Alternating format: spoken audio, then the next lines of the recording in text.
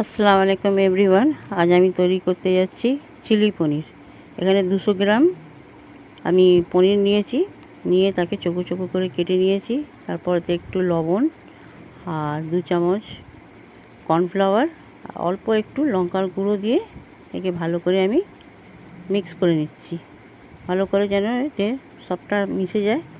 তারপর আমি কড়া চাপিয়েছি, তাতে তেল দিয়ে পনিরগুলো একটা একটা করে তাতে আমি ছেড়ে দেব।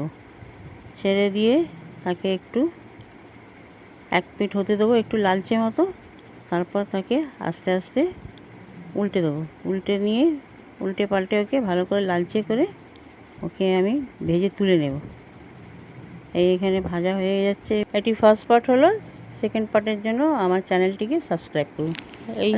ওই তেলেতে আমি রসুন কুচি দিয়ে দেবো আর লঙ্কা কুচি